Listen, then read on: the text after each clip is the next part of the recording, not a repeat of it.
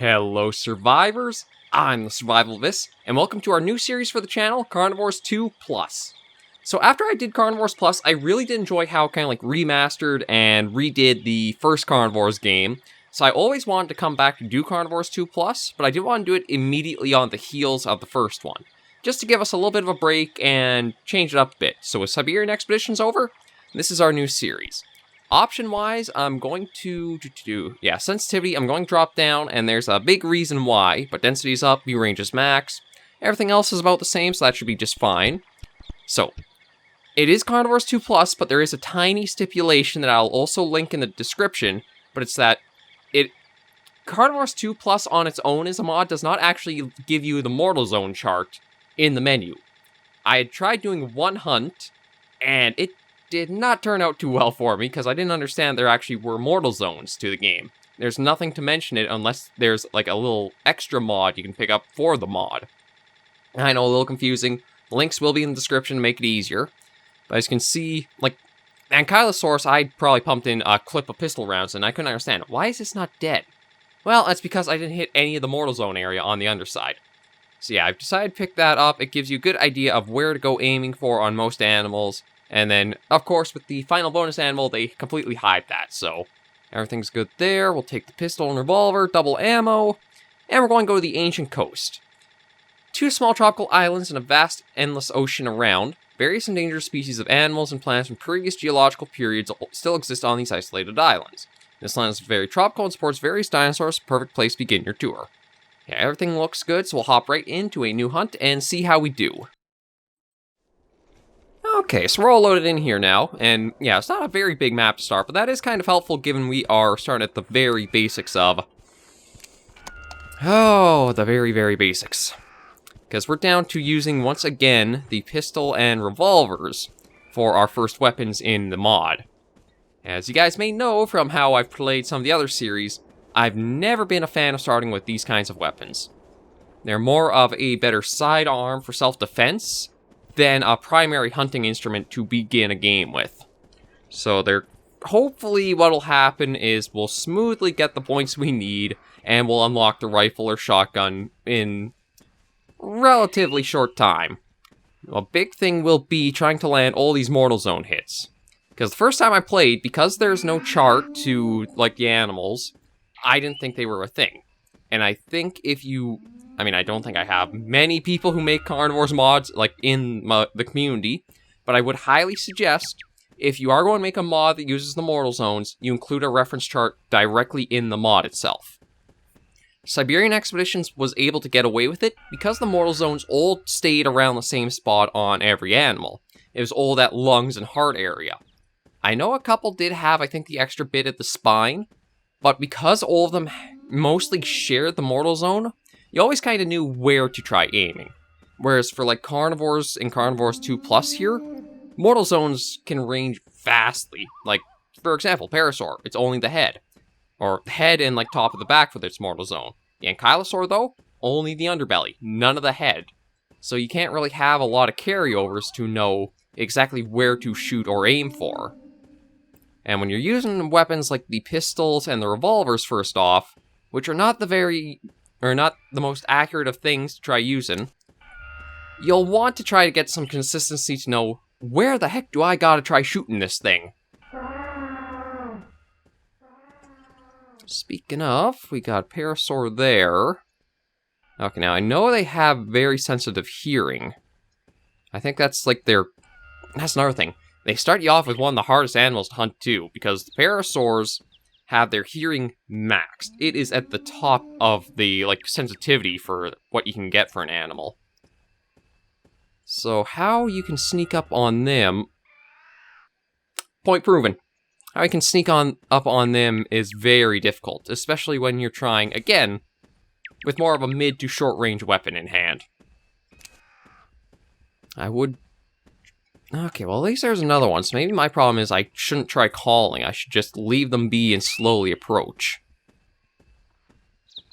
Yes, at least we got abundant of them, so I should have multiple tries. Although, I'm guessing it's not going to go too smoothly for me. I did try one hunt beforehand, As you can imagine, I did not have much success. I was lucky, I think, to get a single... Oh my god. Okay, this is going to be a pain in the rear end for sure. And once again, this is why sensitivity is set to 0. You want to be playing the game, not fighting the game. This is so... boy. It'll be interesting for sure. And I mean, I could try taking pot shots just to get randomly lucky, but... Actually, I might have to with how the weapons are.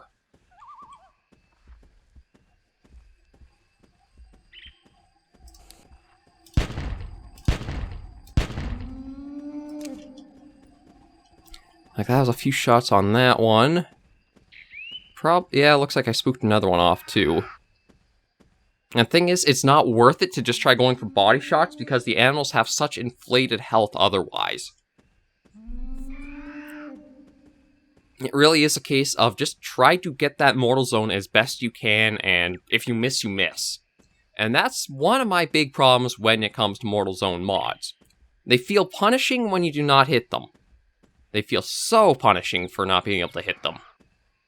And a lot of times, it's not always really your fault to it. Because, again, you start with a weapon that has a high variance the further you have to shoot with it. And you have to get in very close, which is also very difficult for some of the starting animals. I think that's something where... I mean, Dinosaur Hunt I still think could use a bit more sensitivity to the animals, just so they don't have, like, this complete blindness to you. But I did like it handled better where you had a proper rifle as your starting weapon. Oh, excuse me. It might not have had the highest range, but it had an accurate range for what it could reach to. In Carnivores 2 Plus here, the pistol's not going to be a good friend for you. It'd be helpful, say, against Allosaurus, Velociraptor, things that are small and will be up and aggressive to you. But when you're trying to hunt down things like, say, the Parasaurs, it's not going to be that helpful. You're going to have to basically almost try to cheat the system in a way.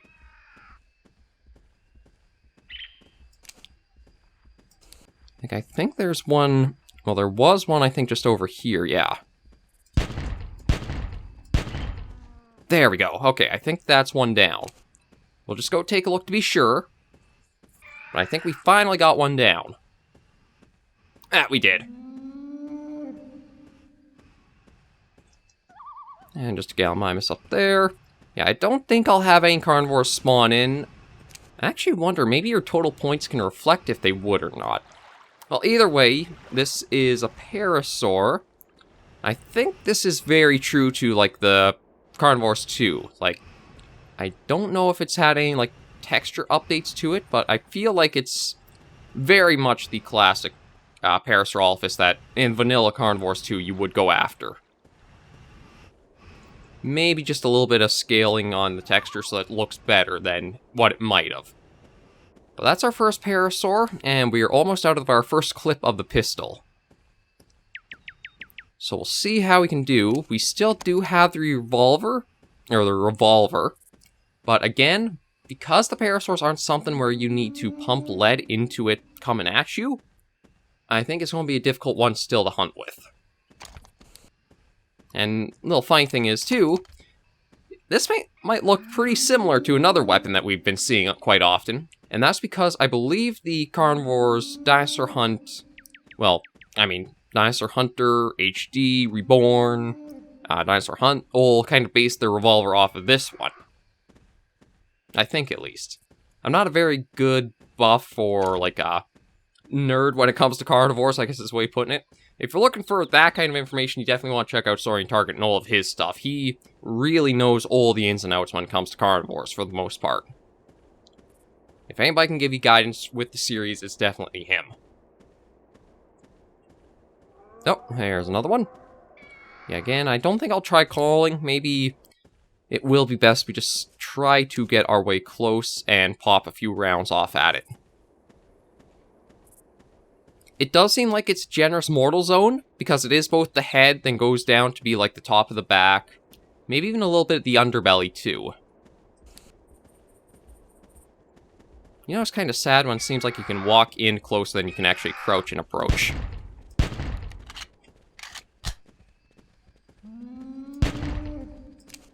Okay, so we got it up there. We'll just keep after it. I'm not even going to check for blood trails because the only thing that's going to impact it is that Mortal Zone shot. It's way too unreliable with the weapon otherwise, but it does seem like crouching doesn't really... Oh, there was one shot that landed, I guess, so at least tracking might be a bit easier.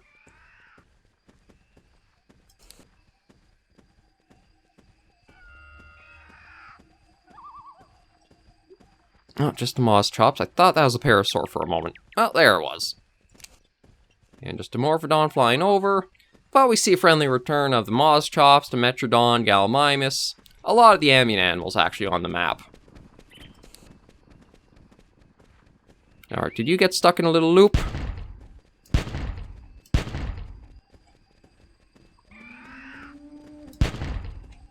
Okay, you know what? I'm going to switch to the revolver and see.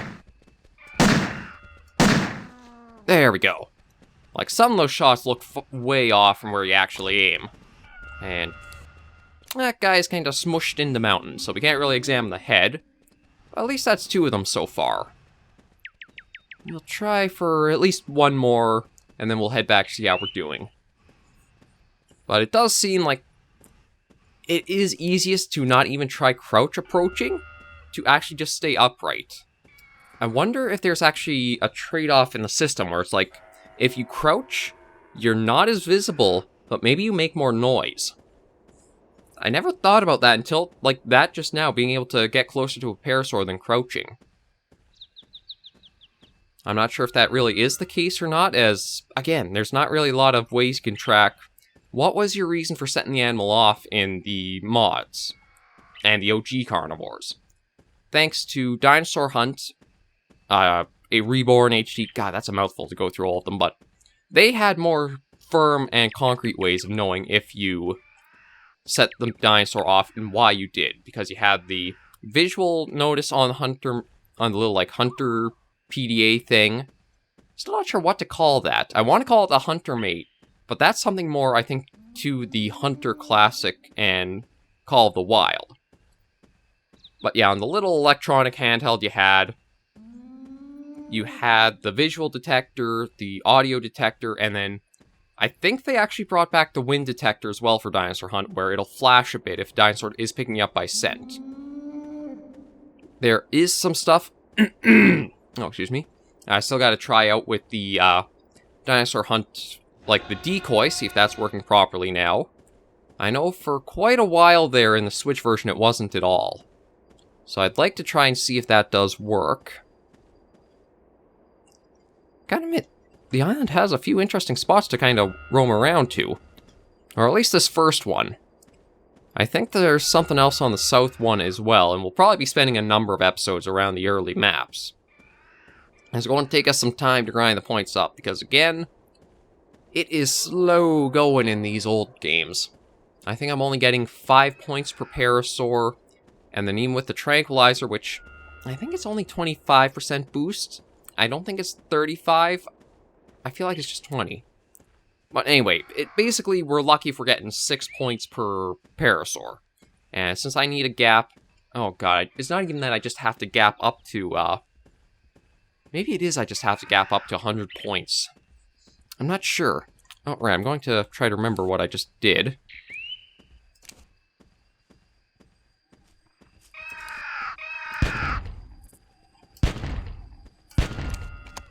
Okay, yeah, so at least we got quite a few more shots with the revolver here. Actually, I think he's kind of gotten himself stuck in a little area there. So I am going to kind of be cheesy and use that. There we go. It does seem the revolver to the back is what's really getting us these Parasaurs. And with the amount of time, I might actually keep going and try to find one more. So that is number 3. Not too bad for our first hunt. Still, again, I can definitely feel I'm fighting some of the systems, even with the sensitivity down. But we'll just keep going along so you can get one more, or just explore the map in the process. I do think the big focus is going to be trying to figure out... Oh, well, thankfully they're not too far apart. Oh, Pteranodon and Morphodon going around. And just Gallimime's down there.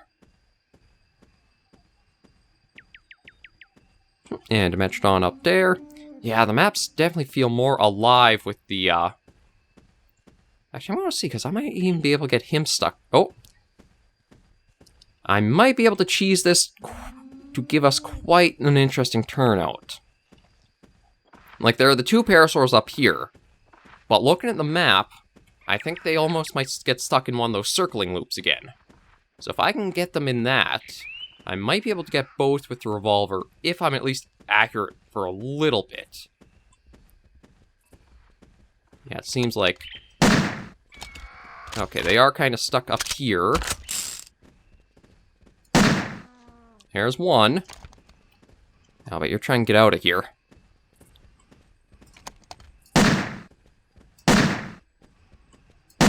Oh, come on, I got 2 shots. Ah, didn't quite get you two. But you can see, like, that was a couple of rounds of the revolver pumped in, it's still going. You do feel punished if you cannot land those mortal zones. But thankfully, we got quite a few of these guys, so we'll head back to the menu and see how we're sitting point-wise. I doubt it's ready for a new weapon, but at least it's more points.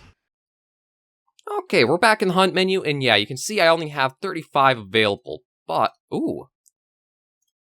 Okay, that's actually really nice. I didn't think I would get the rifle this quickly, but that does make next episode going to be more interesting to try putting it to use.